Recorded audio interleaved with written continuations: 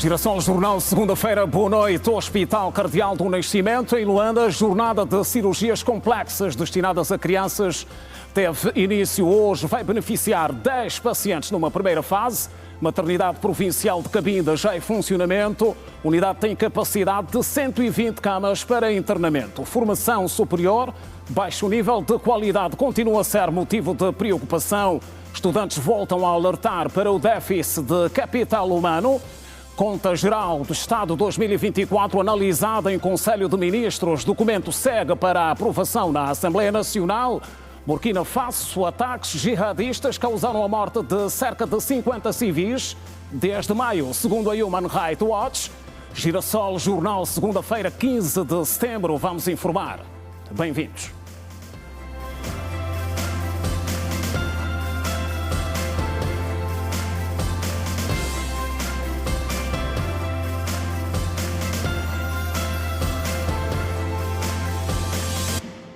Outra vez, boa noite. A Conta Geral do Estado referente ao exercício económico de 2024 foi analisada na primeira sessão do Conselho de Ministros, orientada nesta segunda-feira pelo Presidente da República, João Lourenço.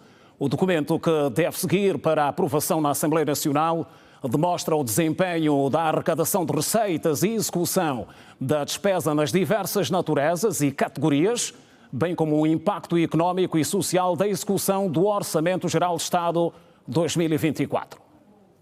A registrar uma taxa de crescimento na ordem dos 4,4%, as estimativas económicas indicam um fortalecimento do crescimento real da economia nacional em 2024, após um desempenho mais modesto em 2023. A ascensão foi impulsionada pela combinação dos setores não petrolífero, com 5,7%, e do setor petrolífero, que apresentou uma recuperação de 2,84%.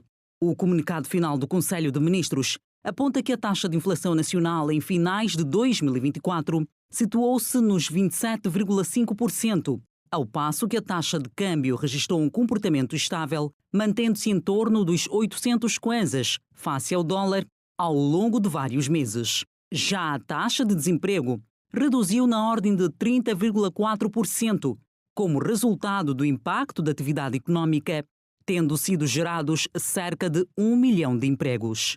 A Conta Geral do Estado apresenta ainda as recuperações da emissão da dívida interna e externa, bem como o serviço e o estoque da dívida pública no período em referência, refletidas no balanço do Plano Anual de Endividamento, sendo que as operações desta dívida foram executadas com vista na aplicação da Estratégia da Dívida, aprovada pelo Executivo para o triênio 2023-2024, com o propósito de melhorar o perfil do vencimento da dívida, reduzir as vulnerabilidades e riscos da carteira da dívida pública, assim como o custo das novas emissões de títulos do Tesouro, de modo a reduzir o custo médio do estoque da dívida pública, contribuindo para que o setor bancário nacional reforce o seu papel de financiador das famílias e das empresas. O documento apresenta também, quanto ao setor empresarial, a posição patrimonial das empresas públicas, bem como as participações do Estado no país e no exterior,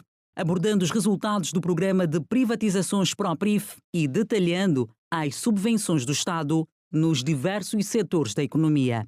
No período em referência, a carteira de empresas e participações do Estado no país abrangeu um total de 87, sendo 57 empresas públicas, 24 empresas de domínio público e 6 participações minoritárias, sendo que do património agregado foram consideradas apenas as empresas públicas e as empresas com domínio público ativas e com atividade plena, do universo de 779 empresas sujeitas à prestação de contas. Sobre o desempenho da execução orçamental durante o período de 2024, as receitas arrecadadas totalizaram cerca de 25,31 bilhões de kwanzas. Ainda hoje, o Presidente da República, João Lourenço, orientou a reunião do Conselho de Segurança Nacional. A última vez que o Conselho de Segurança Nacional esteve reunido foi a 5 de agosto, quando analisou a situação de segurança em Angola, resultante dos atos de vandalismo e pilhagem decorrente da greve convocada pelos taxistas.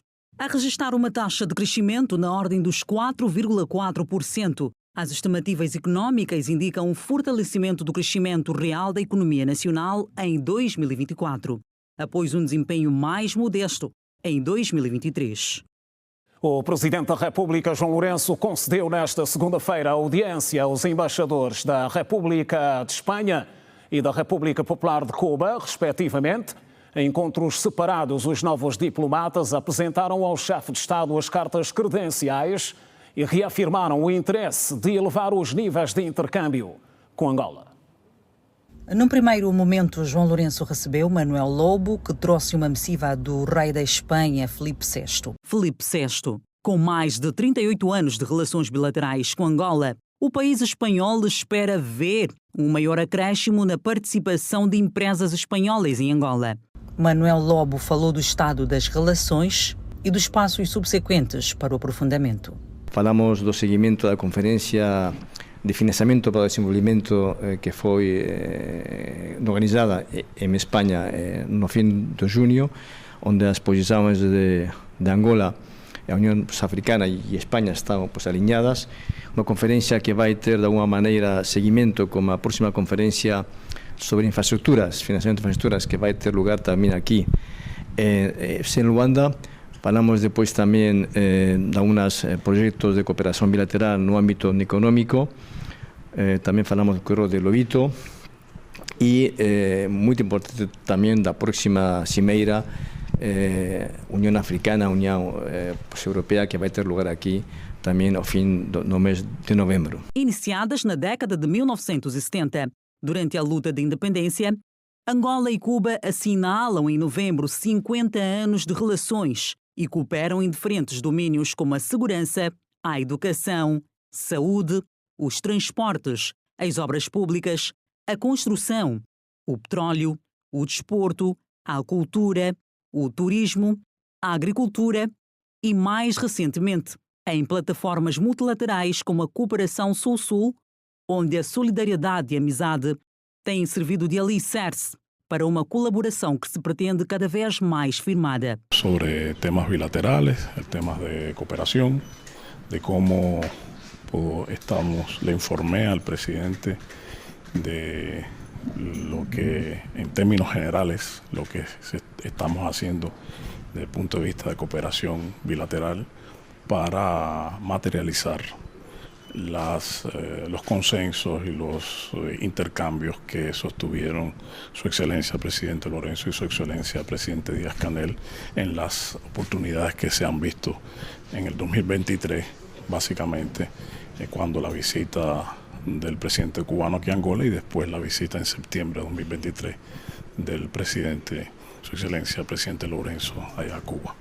Eso fue básicamente eso, pero el objetivo principal de la reunión fue entregarle esta carta del líder de la Revolución Cubana y del presidente cubano dirigida al presidente Lourenço.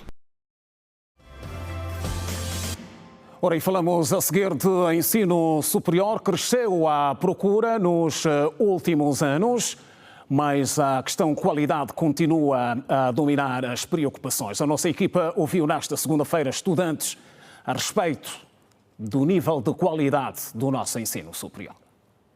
Muitos estudantes chegam ao ensino superior sem base necessária para acompanhar os conteúdos, situação que se agrava com a falta de capital humano qualificado. Há um déficit bastante acentuado a nível não só da universidade, mas digo a nível do país. Não digo que estamos tão mal, mas precisamos melhorar muito para que as nossas universidades no campo do ensino superior possam estar em melhor instância, né? Estamos também com muita dificuldade em termos de qualidade, precisamos melhorar muito. Por isso, há resultados de pessoas que são formadas hoje, mas que não conseguem dar o seu melhor naquilo que podia ser. Estamos a falar quando encontram o primeiro emprego. Alguns até que já estão a trabalhar, mas não há aquela qualidade que se esperava. Quanto também aos professores que nós temos aqui na faculdade, é bem sabido que a nossa universidade está com déficits de professores, então O que nós pedimos mesmo é o apelo para que possam reestruturar este nível, ou melhor, reestruturar a forma como é o processo de recrutamento dos professores, porque tem sido muito difícil para nós, os alunos, ter que deixar as disciplinas não dadas para poder fazer o seminário no último ano. Os resultados dos últimos processos de avaliação externa de cursos superiores em Angola mostram que mais de 150 cursos de graduação falharam em obter creditação, evidenciando graves lacunas na qualidade do ensino, uma questão que também preocupa os estudantes. Acredito que tenha melhorado de certa forma, acho que face às reivindicações dos professores que vêm lutando por essa mudança já há algum tempo.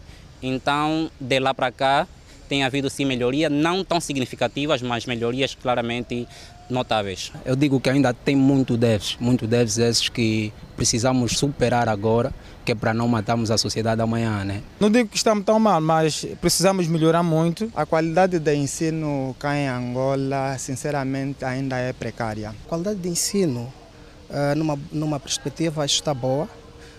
Mas precisa-se melhorar mais. O início de um novo ano letivo é sempre marcado por sentimento misto de expectativa.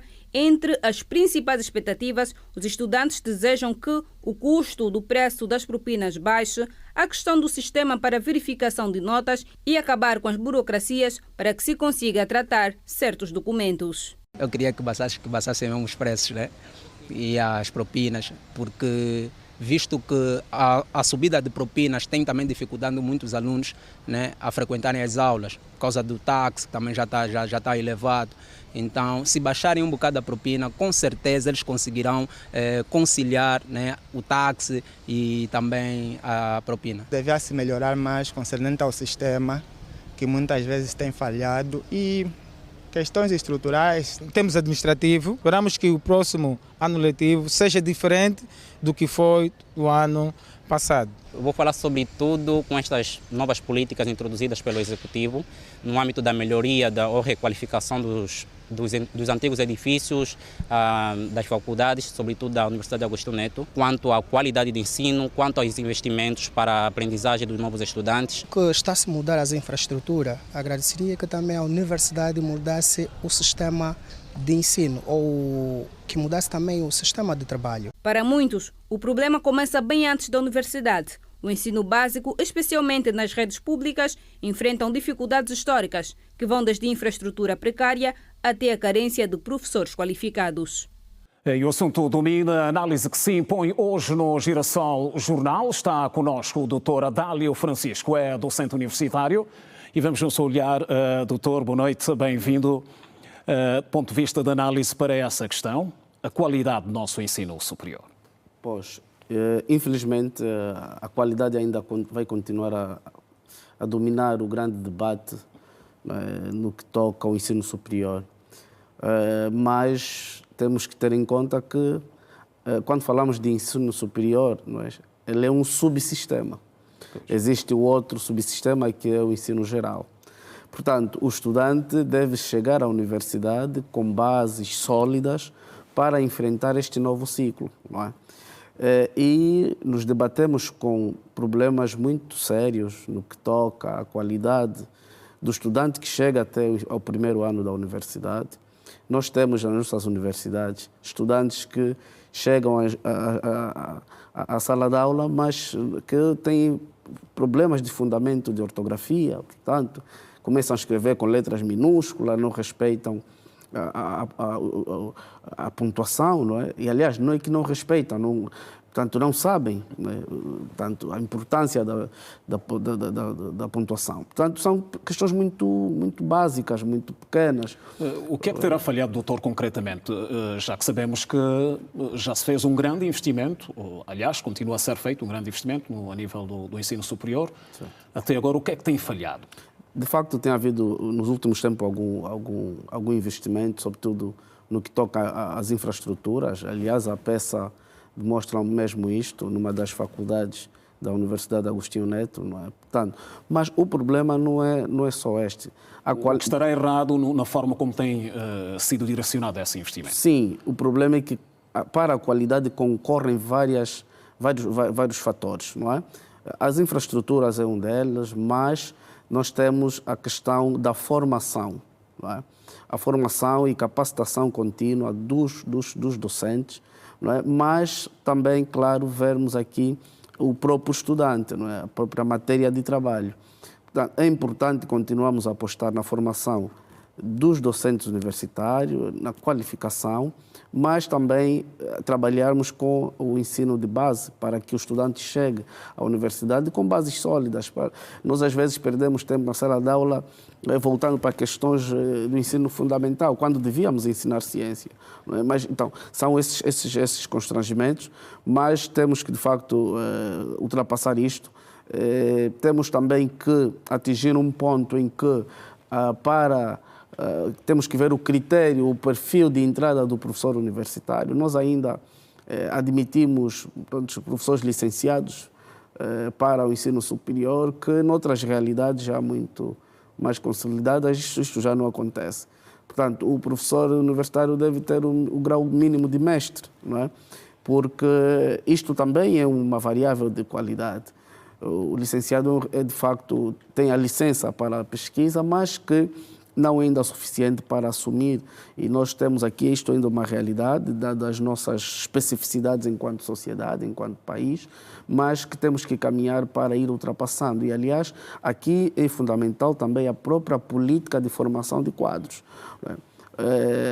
Já que nós estamos a admitir, por exemplo, para o ensino superior licenciados, é importante que o próprio Ministério do Ensino Superior, Tecnologia e Inovação tenha uma pauta de formação destes licenciados, até para a própria progressão na carreira.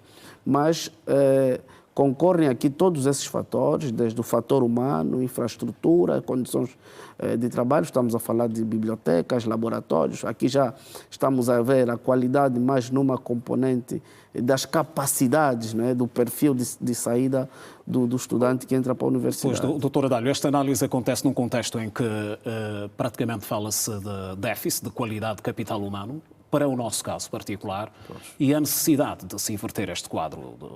Naturalmente. Urgentemente. Que medidas é que devem ser seguidas? As medidas passam justamente, primeiro, por uma reforma no próprio sistema de ensino geral, né? E nós sabemos também que o próprio subsistema do ensino geral se debate com vários problemas, desde a falta de manuais, né? Condições dignas das aulas, os estudantes, a própria valorização do profissional, isto também é fundamental. E depois, no ensino superior, o ensino superior é um subsetor que já exige mais investimento financeiro. Portanto, porque o ensino superior está baseado num tripé: ensino, pesquisa e extensão universitária. Não é? Nós ainda estamos muito no ensino. Não é? Vamos dando passos à pesquisa, mas a extensão universitária é uma componente fundamental. Veja que, Simeão, a universidade, tal como as empresas, também devem ter responsabilidade social. Uma universidade deve ser capaz de transformar o meio em que está inserida. Não é? Vamos dar um exemplo muito simples. Quando falamos, por exemplo, de políticas públicas para determinadas regiões, zonas, se lá estiver uma universidade, é papel desta universidade fazer a pesquisa, não é, para que, no âmbito das políticas públicas, não é, as autoridades competentes tenham, no caso aqui os decisores políticos, tenham em conta os estudos feitos pelaquela universidade, especificamente sobre aquela região. Estamos a falar de desafios que podem ser superados a curto prazo? A curto prazo não acreditamos muito, porque... Em 5 anos? Não, é muito pouco. Onde é que estará Angola daqui a 5 anos, por exemplo, a olhar para esses fatores? Este é um indicador importante e são questões que nos devemos colocar e traçar metas para que possamos também responder positivamente a isto. Tem havido, sim, algum esforço nos últimos tempos. A necessidade de quadros é urgente. É urgente e, aliás, desde a nossa independência, este foi sempre um calcanhar de Aquiles. Não é? A formação contínua de quadros, mas eu acredito também que de lá para cá já muito se fez, ainda não é suficiente, não é? Naturalmente, mas que o que se calhar esteja a falhar também é um pouco essa gestão, não é, dos recursos humanos ou capital, se quisermos, que já dispomos no país. Um exemplo muito prático. Quando eu falava da admissão de licenciados para o ensino superior, nós já temos um número considerável de mestres e até doutores. Eu, pessoalmente, conheço mestres e doutores e até formados no exterior, que não estão absorvidos ainda. Por exemplo, aqui falando especificamente do ensino superior, não estão ainda absorvidos. Eles estão aí, não é? Mas depois encontramos aqui vários constrangimentos, desde a exiguidade de cotas que o governo ultimamente tem atribuído às universidades, em que isto torna impossível a absorção destas capacidades, destes quadros, e isto depois, quer dizer, intrincamos aqui numa série de fatores, desde orçamentais e outros, que também impedem com que essas pessoas que são qualificadas estejam na universidade, sobretudo na universidade pública.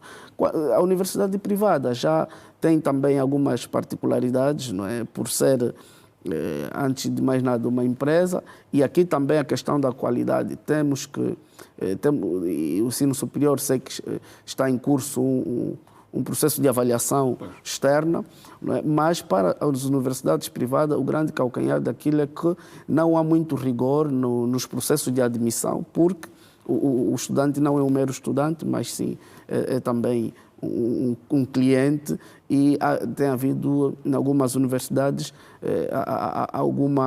alguma ponderação, não é, para que se possa achar aqui este equilíbrio entre a necessidade de se formar. Doutora, países africanos melhor colocados, digamos, que estão num patamar superior ao nosso e que já investiram, ou que investiram, a comparar com o que já foi investido em Angola, sim, está abaixo. Realmente, esta é uma realidade. Porque, como é que se pode olhar para esses exemplos? Não, devemos olhar com realidade, com realismo e claro, também devemos seguir esses passos. Até porque, mesmo a nível da plataforma da SADC, já estão delimitados, determinados, as percentagens orçamentais, a que cada país deve aplicar no desenvolvimento do ensino, pesquisa, não é?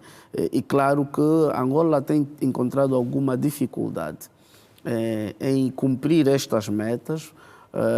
O último orçamento já a percentagem melhorou significativamente, mas que ainda está aquém daquilo que foi estabelecido pela SADC. São esses esforços que precisamos ter. E isto se traduz num baixo investimento no setor, não é? E que, assim sendo, nós dificilmente vamos conseguir, num curto prazo, como dizia, ultrapassamos essas questões, mas também aqui depois temos outras questões mais estruturantes, que não dependem só desta vontade de se fazer melhor, mas, em última instância, da condição efetiva, material, para alterarmos o quadro. Então, temos que continuar a trabalhar. O estudante também que chega fragilizado à universidade também não é culpado, é vítima, não é? Então, não podemos culpar o estudante que chega debilitado, mas temos que continuar a trabalhar para que possamos, num curto espaço de tempo, invertermos essa situação. Mas que sim, é uma realidade. Redobrado. Exatamente. E está prestes a começar mais um ano académico. Doutor, o que é que lhe recomendar aqui, tanto para o corpo docente como para os estudantes? E é uma grande maioria que vai ingressar pela primeira vez. Não? Pois realmente, para os nossos futuros estudantes, o que temos a dizer é que vão viver uma nova fase, não é? A universidade portanto, diferencia-se muito do ensino geral. Apelamos mais à argúcia, à curiosidade, à autonomia, né, do estudante. E aqui temos um elemento fundamental, seminal, que nós, em Angola, infelizmente, lemos pouco. Não temos muito a cultura de leitura. E isto começa na família, não é?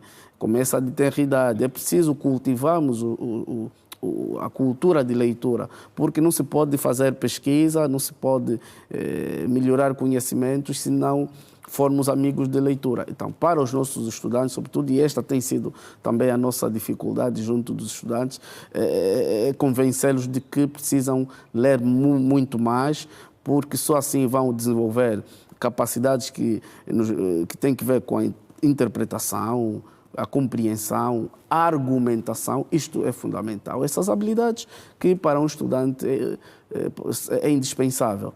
Para o corpo docente, naturalmente que o professor deve ser um eterno distribuidor de conceitos, não é? Nós temos que estar sempre aptos a repensarmos os nossos conceitos, não podemos estar presos a eles, não é? Podemos sempre questionar e, claro, assim estaremos a ter uma postura verdadeira de cultores da universidade, porque o conhecimento também é dinâmico e temos que estar atualizados. Doutor Adálio, vamos agradecer. Obrigado por ter vindo ao Girassol Jornal e até uma próxima oportunidade. Muito obrigado e boa continuação. Continuação de bom trabalho, igualmente. No Lubito, província de Benguela, alguns munícipes continuam a queixar-se de preços altos do material escolar no mercado, quando estamos a poucos dias desde que tiveram início as aulas no ensino geral. Para alguns pais e encarregados de educação, está difícil completar o kit de material para os educandos. Mesmo depois do início do ano letivo, a semana, ainda é visível a venda de material escolar com realce para os cadernos, sendo negócio visível nesta altura por parte das jungueiras, e é o material que está num preço aquém do bolso de muitas famílias. Tudo subiu. Os cadernos esse ano, mês de setembro, o preço que nós compramos o caderno nem o preço que está esse mês aqui. O preço subiu mais um pouco. O mês de setembro desse ano, do ano passado, nós compramos uma dúzia de caderno a 750. Agora já a dúzia de caderno está quase 1.250. E ainda é caderno que não é um caderno da iniciação. É um caderno da iniciação. Se tirarmos o caderno da pessoa que estuda a 7ª, 8ª, o preço é também outro. Apesar da alteração dos preços em relação aos anos passados, no semblante dos encarregados nota-se o desejo no cumprimento deste dever, a exemplo deste cidadão que prefere comprar o material aos poucos em função dos altos preços. São 5 cadernos a 1.200. Eu já tenho uma filha de 15 anos, na qualidade vai fazer a 10ª. É uma dor de cabeça. Pela situação que a gente vive, é difícil comprar material de uma vez, é difícil. Mas ainda não concluí, o ano letivo começou, não concluí bem os materiais da minha filha, porque ainda falta alguns materiais, ela está me obrigando. Até nem que ela está me obrigando, é mesmo meu dever e não concluí. Com isso, eu vou fazer o dever de pai, eu sou mesmo obrigado a fazer o dever de pai. A par do caderno sendo o material mais procurado, as mochilas e outros produtos ainda notam-se presentes neste mercado informal da cidade ferroportuária de Lubito. Os preços estão um pouquinho acima do normal, mas já dá para gerir.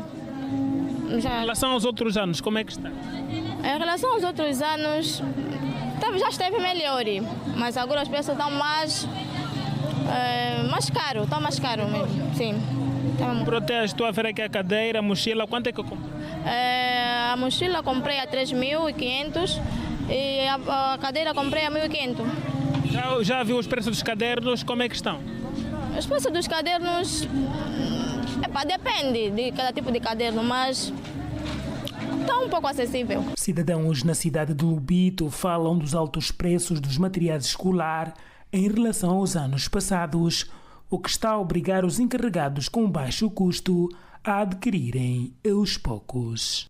E falamos agora de saúde no Girassol Jornal. Cerca de 10 crianças internadas no Serviço de Pediatria do Complexo Hospitalar de Doenças Cardiopulmonares, diagnosticada com tetralogia de Fallot, comunicação interventricular, vão ser operadas. A jornada teve início nesta segunda-feira e segue até o dia 20 do corrente mês. Os procedimentos contam com o apoio de uma equipa multidisciplinar de especialistas britânicos, liderada pelo cirurgião cardíaco Stefano Composta. O Hospital Cardeal Dom Alexandre do Nascimento dá mais um passo histórico na saúde em Angola, desta vez com a realização de cirurgias de cateterismo pediátrico.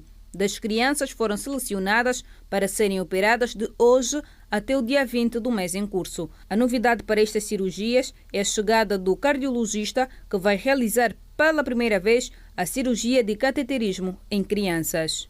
Hoje estamos a testemunhar cirurgias cardíacas pediátricas numa 4ª missão de uma associação com fins não lucrativos que anualmente fazem 35 viagens a nível do mundo para realizar mesmo cirurgias às crianças com patologias cardíacas congênitas.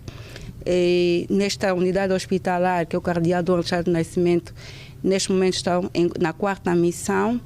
Desde a primeira missão até o momento atual, que é a 4ª missão, já foram cerca de 60 crianças. As cirurgias são gratuitas e, sem avançar número, Francisca Kifica garantiu que a fila de espera é extensa, mas que trabalhos têm sido desenvolvidos para devolver o sorriso às crianças com esta patologia. O objetivo é mesmo devolver sorriso às nossas crianças, às nossas famílias, que muito têm esperado para que estas atividades sejam realizadas. A idade mínima para esta campanha é uma criança de 5 meses até adolescente. No entanto, quanto à lista de espera, temos uma lista enorme, porque todos os dias temos um número elevado de fertilidade cá em Angola, todos os dias nascem crianças e dessas crianças uma boa parte vem já com doenças, com malformações congênitas do coração ou alterações das estruturas anatômicas do coração, fazendo com que essas crianças depois passam para o segmento minucioso aqui na nossa unidade, com o fim mesmo de fazer uma correção para poderem ter uma vida, um estilo de vida normal. A responsável do Serviço de Cardiologia Pediátrica do Complexo Hospitalar Cardeal Dom Alexandre do Nascimento, Maria Mauete, explicou o que é a cirurgia de cateterismo e como é feita. De uma certa forma, os sinais são idênticos aos outros sinais de outras doenças, não é? Se nós tivermos uma falência de crescimento, se a criança não estiver a crescer bem, muitas vezes os pais não vão perceber que é uma doença cardíaca, às vezes vão pensar que é uma questão só nutricional.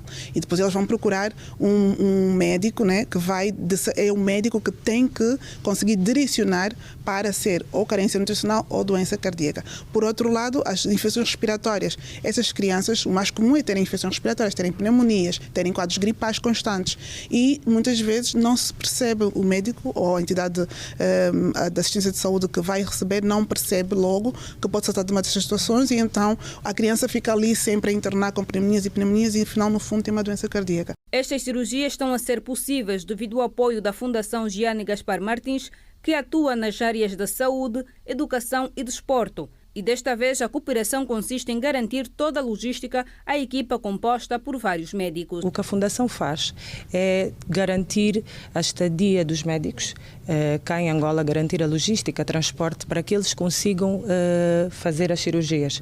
Até o momento nós temos cerca, junto com esta quarta vinda dos médicos cá em Angola, nós temos cerca de quase 50 cirurgias. Se cumprir com aquilo que se pretende, com esta vinda dos médicos, são cerca de 50 cirurgias. A ONG é uma ONG do Reino Unido e os médicos são médicos de várias partes do mundo. Estas não são cirurgias complexas e demoram em torno de 1 a 2 horas. O tempo de internamento pós-cirurgia são no máximo de 7 dias, caso não ocorra nenhuma anomalia. E já está em funcionamento a Maternidade Provincial de Cabinda, com uma capacidade de 120 camas para internamento. A reabilitação do hospital custou 7 milhões de dólares, disponibilizados pela Agência Nacional de Petróleo e Gás e seus parceiros. A Maternidade Provincial 1º de Maio volta a receber pacientes a partir deste 15 de setembro. A reinauguração foi feita pela Primeira-Dama da República, Ana Dias Lourenço, madrinha do programa Nascer Livre para Brilhar. A infraestrutura recebeu obras de requalificação, ampliação e modernização no intuito de oferecer melhor comunidade aos utentes. A obra custou 7 milhões de dólares, teve a duração de 19 meses. O patrocínio foi da Chevron. A população mostra-se feliz com a qualidade dos serviços que o hospital passará a prestar aos cidadãos. Que este é um bem para todos nós, uma mais-valia, então temos que proteger e cuidar daquilo que é nosso. Esse serviço que é feito aqui pelo governo, desejamos que realmente esse serviço surja mais noutros municípios. É algo esperado, nós estamos bastante satisfeitos com a reinauguração da nossa unidade. Temos vários ganhos nesta unidade, Basta ver que no passado tínhamos uma capacidade de 105 camas e agora temos uma capacidade de 120 camas. Portanto, temos serviços novos. O representante da Chevron disse que a missão da companhia é apoiar projetos sociais que visam melhorar a vida das populações. Hoje é mais um momento para celebrarmos, mas uma importante conquista do nosso compromisso conjunto em contribuir para a melhoria dos cuidados de saúde em Angola, dos cuidados de saúde em Cabinda. A maternidade 1º de Maio permanecerá como um símbolo do nosso compromisso conjunto de promover melhorias na saúde e do bem-estar das mulheres angolanas e de seus filhos. Esta unidade destina-se a servir a comunidade e as novas vidas que iniciarão no âmbito da parceria do Bloco Zero com a província de Cabinda. A governadora provincial de Cabinda, Susana Abreu, disse que a unidade traz novas responsabilidades aos técnicos e melhores condições de atendimento. Este espaço, à luz dos estatutos orgânicos das unidades sanitárias da província de Cabinda, publicados no Diário da República, a maternidade provincial ascendeu à unidade de 2º nível, trazendo consigo maiores responsabilidades e melhores condições de resposta às nossas populações. A ministra da Saúde, Silvia Lutucuta, fica para o nosso Sistema Nacional de Saúde um passo mais firme e determinação do nosso Executivo na persecução dos objetivos para os quais estamos comprometidos. Por isso apelamos aos profissionais de saúde e à comunidade que cuidem destas instalações. Este hospital é um património precioso colocado a serviço da população de Cabinda e das gerações vindouras. A cerimônia da reinauguração da maternidade provincial foi testemunhada pela primeira-dama da República, Ana Dias Lourenço. A administração pública registrou um crescimento de 4,5% no número de funcionários públicos entre 2023 e 2024.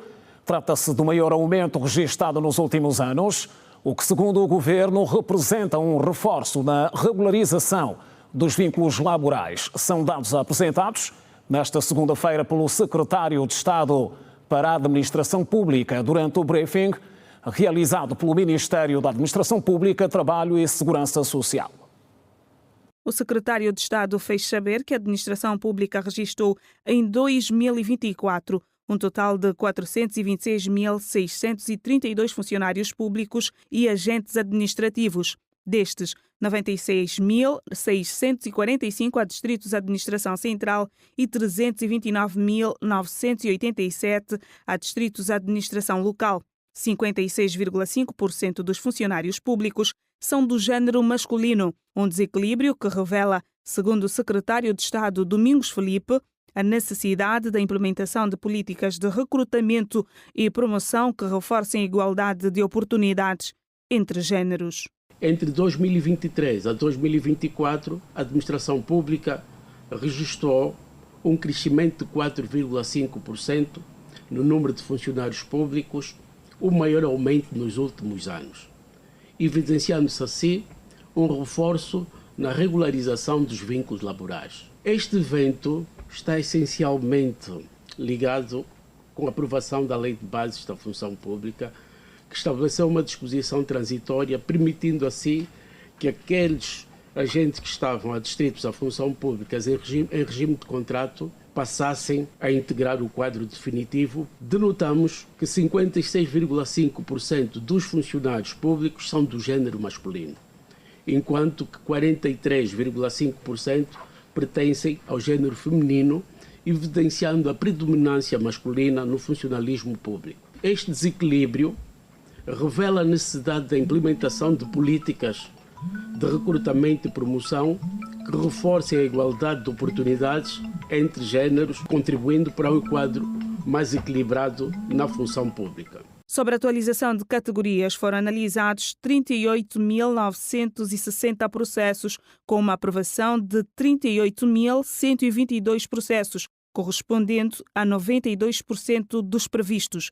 Domingos Felipe ressaltou que ficaram sem efeito 838 processos. Dos processos deferidos, o impacto financeiro foi estimado em 2.459.992.571 kwanzas e 41 cêntimos mensais. E também previu-se uma despesa anual de 34.439.895.999 kwanzas e 74 cêntimos. Aqui interessa fazer referência que este processo foi um processo extraordinário que permitiu que muitos funcionários que se encontravam há anos longos sem terem as suas atualizações nas categorias.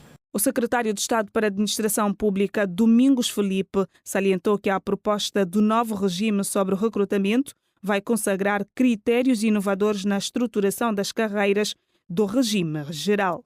No âmbito da regulamentação da Lei de Bases, também já se propôs o novo regime sobre o recrutamento e condições de exercício de cargos de direção e chefia, regime de teletrabalho na função pública e o regime de carreiras do regime, permitam a redundância, do regime geral da função pública. Porque nós temos dois regimes de carreiras, o regime especial e o regime geral. Nós já temos uma proposta que vai consagrar critérios inovadores na estruturação das carreiras do regime geral. Durante o briefing do Ministério da Administração Pública, Trabalho e Segurança Social, foram igualmente apresentados os dados relacionados à formação e capacitação de quadros na administração pública e o nível de satisfação dos cidadãos que acorrem ao SIAC. Ordem informação no Girassol Jornal. Seguimos para o primeiro intervalo. Voltamos a seguir. Não saia daí.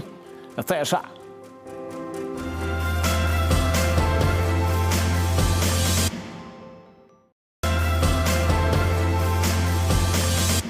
Estão de volta as notícias no Girassol Jornal. As sessões de audiência e instrução contraditória de arguidos no processo número 2378/25, conhecido como o caso AGT, arrancam de terem defraudado aos cofres do Estado mais de 100 mil milhões de kwanzas. De acordo com o Conselho Superior da Magistratura Judicial, não confirmados com determinados elementos da acusação, alguns dos arguidos requereram instrução contraditória, que é uma faculdade conferida ao arguido que permite abalar a acusação deduzida pelo Ministério Público em homenagem aos princípios da presunção de inocência e da ampla defesa.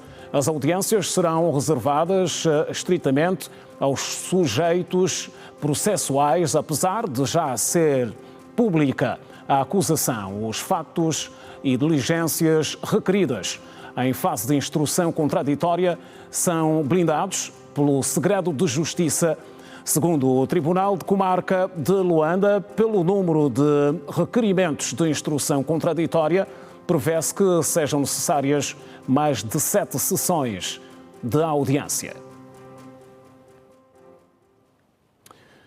Morreu esta segunda-feira em Luanda, vítima de doença, Paulo Chipilica, jurista, académico, religioso, político e defensor dos direitos humanos.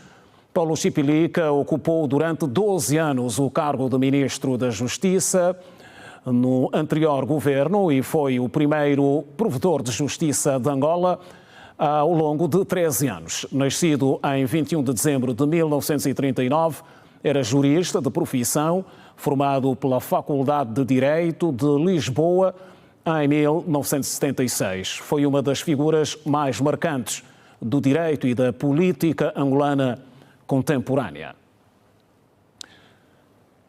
E sobre o passamento físico do Dr. Paulo Chipilica, o Presidente da República endereça uma mensagem de condolências, cujo teor passamos a desenvolver. Foi com consternação que recebi a notícia do falecimento do Dr. Paulo Chipilica, que durante vários anos desempenhou as funções de Ministro da Justiça da República de Angola, tendo sido o primeiro provedor da justiça do país. Jurista e orador emérito, o Dr. Paulo Chipilica, assumiu com competência e rigor a responsabilidade do exercício da justiça com elevado sentido patriótico, sempre em defesa do cidadão e dos seus direitos constitucionais. Neste momento doloroso, quero expressar os meus sentidos pésames à família enlutada e a todos os seus numerosos amigos e simpatizantes, escreve o Presidente da República. E a classe jornalística, e não só, continuam a lamentar o passamento físico do jornalista Guilherme Galeano, que perdeu a vida neste domingo vítima de doença em Portugal. Galeano é descrito como um profissional valente que, enquanto vivo, deu o seu melhor para o desenvolvimento da comunicação social e não só. Guilherme Galeano ingressou no projeto Canal África, que deu origem à RDP África, sendo um dos seus fundadores, tendo feito parte do programa Candando, uma coprodução televisiva entre a RTP e a TPA, aliás, programa que lhe fez conhecido do grande público em Angola. Em 2009, regressou ao país em resposta a um convite para exercer o cargo de diretor de programas da TV Zimbo. Por lá, quem privou com o comunicador fala da sua dimensão. Guilherme Galeano foi para nós um mestre, foi para nós um guia. A mim em particular, que começou a ver Guilherme Galeano no Candando, porque estávamos nós em Angola e o país unia-se ao Candando através da TPA para ver Guilherme Galeano, e nós perdemos de facto um monstro da comunicação social em Angola e dos PALOP. As memórias que eu tenho é de um homem muito simpático, muito sorridente, muito brincalhão, brincava com tudo, tinha boas piadas sempre que nos encontrávamos, e de alguém muito ligado à ajuda às pessoas, muito comprometido com o trabalho. Com ele aprendi muitas coisas, conheci parte da história nacional, conheci figuras que fizeram parte da luta para a independência, quando produzia para o programa Memórias da Independência. Não era só apenas um profissional, não é? Também era um mentor, era um amigo, um pai para nós, estávamos sempre aqui em gargalhadas. Esmeraldo Batista faz parte de uma lista de profissionais descobertos por Guilherme Galeano e conta como tudo começou. O guionista, que se fez apresentador nas mãos do Mangali, como era tratado, promete honrar a memória do jornalista. Só com eu tendo vindo aqui à TV Zimbo entregar um projeto, qual ele avaliou, gostou do projeto. Na altura não havia condições financeiras para financiar aquele projeto, mas ele mostrou interesse em trabalhar comigo como guionista. Então, 2011. Então eu entrei na altura para a TV Zimbo como guionista e só mais tarde é que passei a apresentar. Na redação de informação da TV Zimbo, nos deparamos com os jornalistas Moura Jorge e Hilário João, dois dos nomes mais antigos do canal e que falam das qualidades do jornalista que neste domingo partiu para outra dimensão da vida. E recordar o Guilherme Galeano é recordar a sua versatilidade enquanto profissional, enquanto comunicador, enquanto pessoa. O Guilherme chegava cedo, isso marca-me a mim e também a muitos outros. Chegava cedo aqui à Zimbo e ficava ali assim à porta para cumprimentar meio mundo que chegava depois dele. Então, é recordar essa pessoa amável, que não olhava para a chefia, mas olhava para o companheirismo importante para o colega de lado, com quem ele trabalhava. Não fazia qualquer diferença nas pessoas e por isso é que ele é essa pessoa por quem nós temos muito carinho, não é? Sabia muito bem lidar com os colegas, apesar dos vários cargos que ele chegou a ocupar aqui ao nível da TV Zimbo. Era também um homem que gostava de desafios e gostava de apostar nos jovens. Há muitos jovens que foram para o ar, que estiveram metidos com responsabilidades em vários programas, que foram produtos do Guilherme Galeano. Falo, por exemplo, do Armindo Laureano, que foi uma aposta do Galeano para fazer o célebre programa Zimbando, na altura, e outros colegas que Galeano sempre apostou nos jovens, sempre apostou. Rosa Cauelle é maquilhadora e muitas vezes trabalhou com o antigo apresentador e PCA da Zimbo. A profissional não quer acreditar na partida de Guilherme Galeano, por isso prefere guardar o sorriso no rosto do eterno candando. Olha, é uma paz, é uma pessoa de paz, é simpático, sorridente, amigo, brincalhão também, porque já saí muitas vezes daqui da Zimbo para gravar algumas coisas, algum trabalho daqui fora da Zimbo. Eu até agora, meu dia hoje está meio estranho, não estou lá tão bem. Tanto que eu não quis falar muito nisso, porque eu também sou sensível. Mas foi o bom senhor, foi bom trabalhar com ele. Tenho boa recordação com ele, só de sorrir. Durante 11 anos na TV Zimbo, Guilherme Galeano exerceu as funções de diretor de informação e de projetos especiais, assim como conduziu entrevistas do programa Memórias da Independência e até agosto de 2020 ocupou o cargo de presidente do Conselho de Administração. O jornalista morreu neste domingo em Lisboa, Portugal, aos 64 anos, vítima de doença prolongada. Guilherme Narciso Velasco Galeano nasceu na cidade de Benguela aos 28 de setembro de 1960, tendo crescido no Lubito e em Luanda.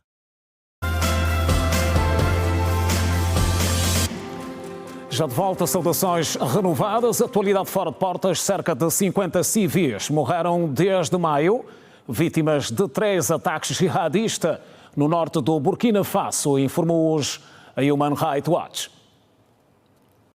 A organização não governamental Human Rights Watch atribuiu os ataques à Jamaat Nusrat Aslam Al-Muslim, JNIM, ligada à Al-Qaeda e ao Estado Islâmico na província do Sahel. Segundo a ONG, o grupo atacou a cidade de Djibo em maio e a vila de Yoba no início de agosto, matando 40 civis no total. Em julho, o El Sahel atacou um comboio civil que levava ajuda humanitária para a cidade sitiada de Goron, matando pelo menos 9 civis.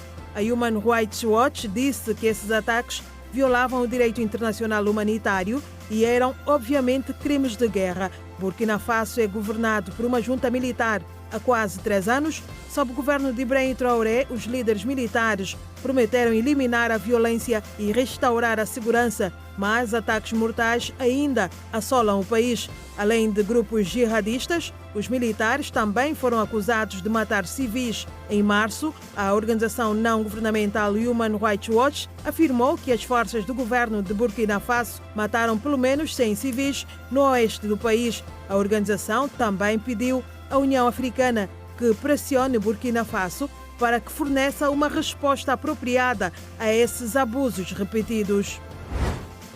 O chefe do governo espanhol, Pedro Sánchez, reiterou hoje profunda admiração pela sociedade civil espanhola, que se mobiliza contra a injustiça um dia depois dos protestos pró-palestinianos em Madrid interromperem o final da volta à Espanha. O socialista, um crítico do governo do primeiro-ministro israelita, defendeu que Israel não deve participar em nenhuma competição desportiva internacional enquanto a barbárie continuar em Gaza, dando o exemplo da Rússia e lembrando as sanções impostas aos seus atletas desde a invasão da Ucrânia. No domingo, a etapa final da Vuelta, um dos eventos desportivos mais importantes do país, foi interrompida, apesar do aumento das medidas de segurança na capital e de um envio sem precedentes de forças policiais. Dezenas de milhares de pessoas, 100 mil, segundo o governo, encheram o percurso com bandeiras e cartazes para denunciar o genocídio sionista em Gaza, levando ao fim antecipado da corrida ciclista. A China e os Estados Unidos retomaram esta segunda-feira em Madrid as negociações comerciais que buscam reduzir as divergências em comércio e tecnologia que abalaram as relações entre as duas maiores economias do mundo. O diálogo acontece na sede do Ministério das Relações Exteriores da Espanha, um dia após as delegações lideradas pelo secretário do Tesouro dos Estados Unidos, Scott Bessent, e pelo vice-primeiro-ministro da China, He Lifeng, iniciarem a rodada de discussões. A agenda inclui 2 temas que estão entre os mais delicados na relação bilateral: a ameaça do presidente Donald Trump de impor tarifas elevadas às importações chinesas e a exigência de Washington para que o TikTok seja vendido a um proprietário não chinês sob pena de ser proibido nos Estados Unidos. A China e os Estados Unidos trocam acusações sobre agravar as tensões comerciais que levaram as partes a impor nos últimos meses tarifas que chegaram a alcançar 3 dígitos. Desde então, Washington e Pequim chegaram a um acordo para reduzir as tensões e diminuíram temporariamente as tarifas para 30% por parte dos Estados Unidos e 10% do lado da China. E seguimos com a Voz da Juventude. No mês dedicado ao herói nacional, a vida e obra de Agostinho Neto, fundador da nação angolana, domina as reflexões. O Girassol Jornal ouviu nesta segunda-feira. Em conversa com os jovens Ricardo e Evânia, o que mais ouvimos é que Neto foi o primeiro presidente de Angola e herói da nação. Sobre a vida e obra de Agostinho Neto, não sei muito, né?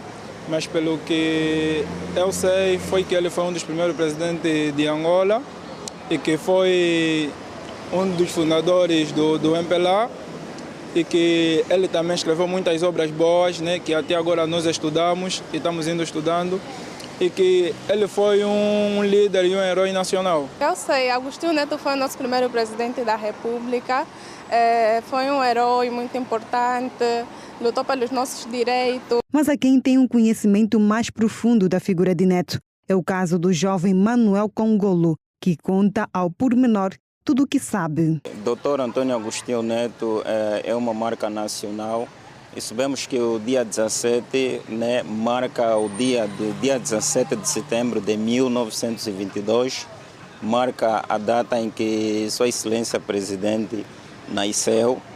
E sabemos também que Dr. Antônio Agostinho Neto é quem teve a honra de proclamar a independência em 1975. Para além de presidente que foi um escritor, foi alguém que lida muito bem com a literatura e sabemos que há muita história por detrás de Antônio Agostinho Neto. Né? Agostinho Neto marcou uma vida política, econômica, cultural e não só no nosso país. Os jovens Evânia e Ricardo falaram também do que aprenderam com a história do político, médico de profissão, poeta por vocação e um líder por natureza. Consegui tirar de lição é que ele foi uma pessoa que nunca desistia, né? Ele era uma pessoa, pelo que eu pude ver, uma pessoa determinada, disponível a lutar pelos seus objetivos. Eu consegui aprender com ele que nós não devemos desistir do nosso país, né? Que nós devemos lutar sempre para o desenvolvimento em prol da nossa comunidade. Por isso é que nós fizemos isso como jovem. Manuel Congolo aconselha os jovens a nunca deixar morrer a nossa cultura. Esquecer aquilo que é a nossa cultura, aquilo que é a nossa história.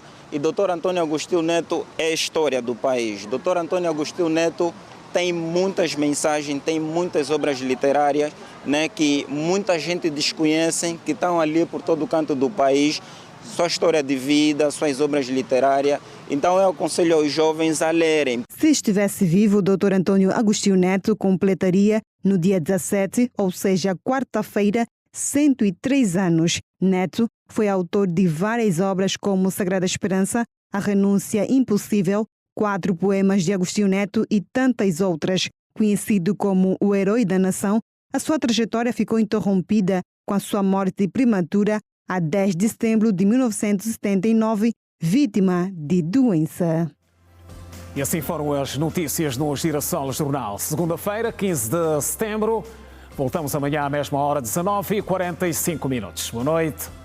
Passe bem.